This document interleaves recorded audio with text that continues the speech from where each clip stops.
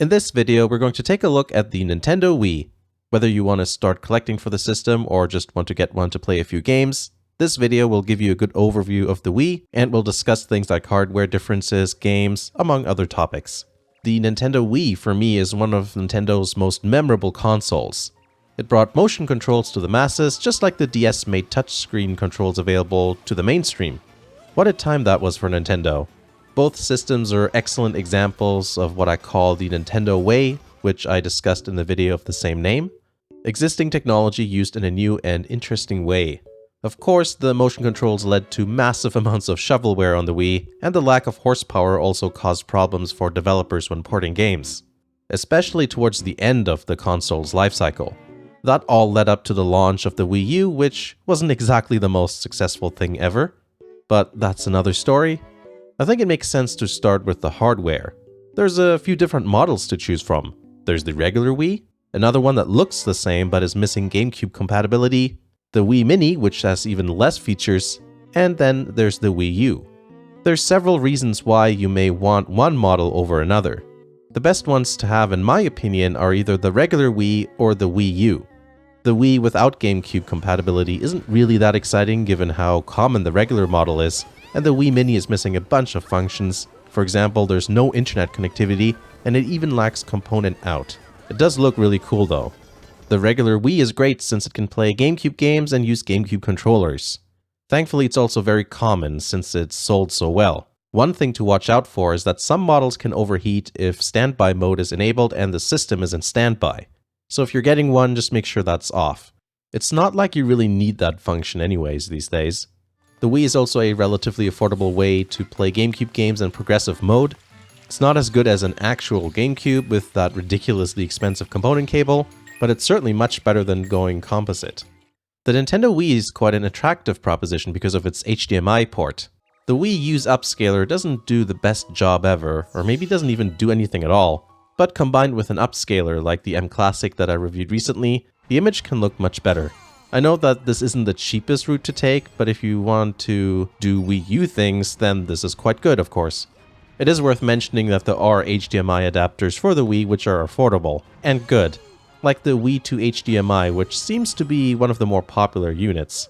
Keep in mind that 4x3 GameCube games can get stretched, which isn't ideal, but since these are so cheap, I might just get one and then use the M Classic in retro mode for GameCube games. If you have a Wii without GameCube support, you can actually get that functionality back with modding, but you can't use GameCube controllers, so that's a bit disappointing. The Wii U can also be modded to run GameCube games, and because of the GameCube controller adapter, you can use the intended controllers. I actually haven't modded my Wii U, but it may be something I'm going to look into. The Wii Mini is missing a lot of functions, and apparently it can be modded, but for me, the lack of component out is a massive deal breaker. Oh, and this may sound obvious, but make sure that your console comes with a sensor bar if you're buying one. It's an item that's easy to just forget about, at least for me. I often move my Wii from one TV to another, usually because of recording reasons, and I keep forgetting to hook up the sensor.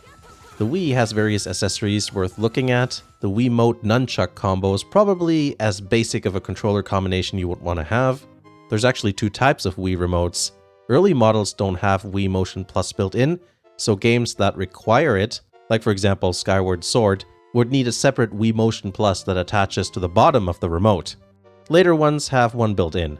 I also like to have something like a Wii Classic or Classic Pro controller.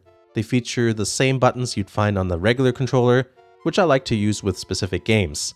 The difference between the Classic and Classic Pro is that the Classic is more pad-like, while the Pro has grips. Neither of them have any force feedback, so that's not exactly great. And they also feel a little bit cheap and somewhat flimsy. Both plug into the bottom of the Wiimote and use it as a wireless transmitter. So that means you can't just use them on their own. You actually need to pair it with a Wiimote. A potential alternative is the GameCube controller. It feels good to hold, but the things I don't like about it are the squishy face buttons and that unbelievably awful D-pad. I think that's enough to get a very good Wii experience. There's other accessories like the Wii Fit board, which are a bit more specialized. There's also some more gimmicky ones that I don't, totally recommend, like the steering wheel, and all these weird little attachments that turn your Wiimote into some sort of variations of a sports stick. As if the chance of hitting stuff while playing Wii games isn't bad enough, turn those near misses into direct hits. But still, it's kind of fun to see all the things that people come up with, so I can see why people would get into it.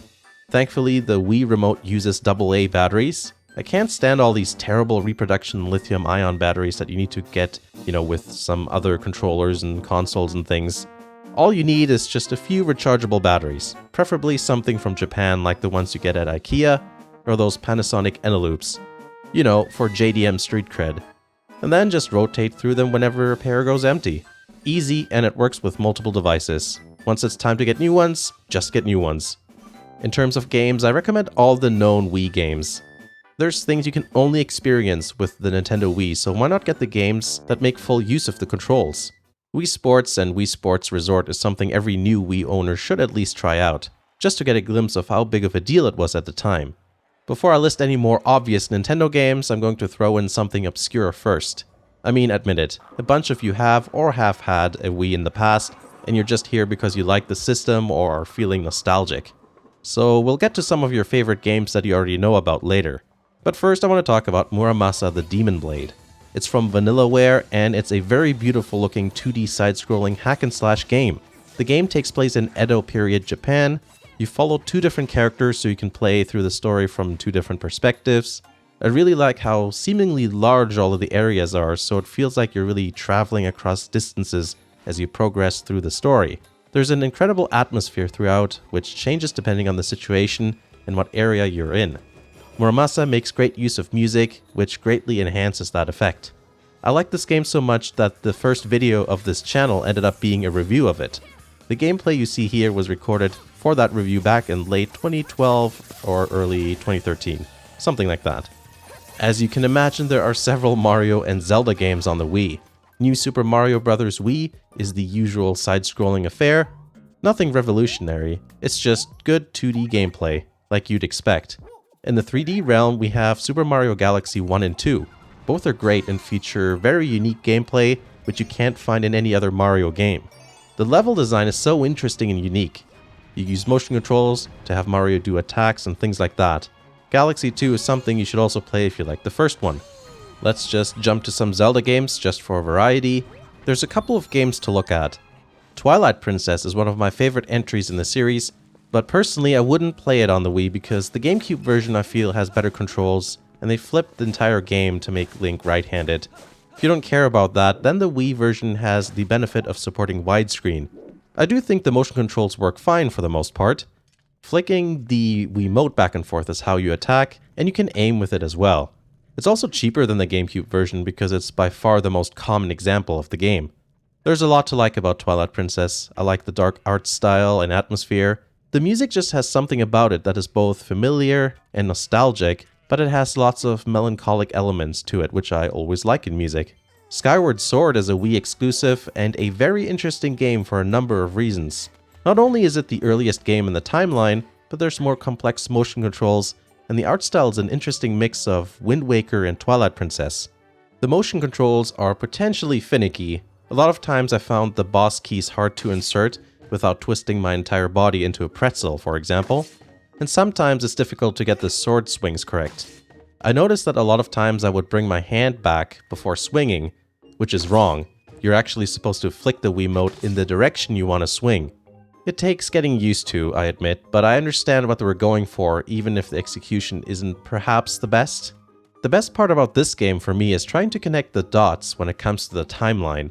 It's quite fun looking at all the different locations, and it makes you think a lot as you progress through the game. One of the greatest games on the Wii is Mario Kart Wii. While Double Dash has its loyal fans, Mario Kart Wii had the massive advantage of online multiplayer. You can still play online despite Nintendo shutting down the service. You have to use Wii MMFI. I'm pretty sure it's not pronounced Wimfy, but anyways. Numerous games are supported, with Mario Kart Wii by far having the most active user base. As I was writing this, there are like 450 people online playing it. Another game that can still be played online using Wimfy is Super Smash Bros. Brawl, though you probably are going to have trouble finding, people to play with it a lot of the time. There's just so many good games. Super Paper Mario, Mario Party, Donkey Kong, Kirby's Epic Yarn, Animal Crossing, Xenoblade Chronicles, Okami. It's quite the large list. I'm not going to fill up the video by just talking about each game I like. There's plenty of lists you can look up and check out. Something that's always worth mentioning is modding. The Wii is one of the easier ones to mod. I'm certainly no expert, but I did end up modding my regular white Wii as well as the GameCube-less black Wii. Not only can you play games off of USB storage devices, you can also rip game discs onto them. Both Wii and GameCube games. You can do other stuff like run emulators, which for a lot of people is something they want to do, but I own most of the older consoles I'm interested in, so I haven't really done that. I probably will one day mod my Wii U, but I haven't looked into that yet. I think it would be very cool to be able to play GameCube, Wii, and Wii U games all on one system. Plus I can hook it up to modern displays because HDMI, and even CRT screens because it does component out. So that's the Nintendo Wii. I hope that was helpful or at least entertaining. This video series has been going for a decent while now, so if you want to see more, check out the Where to Start playlist. It includes several game franchises as well as consoles. Check that out in the cards on the top right or in the description. Thank you to everyone who supports the channel. Check out the Patreon page if you want to do the same. Links to everything are also in the description, and there should be a thing on the end card too. Thanks for watching, and I'll see you again in the next video.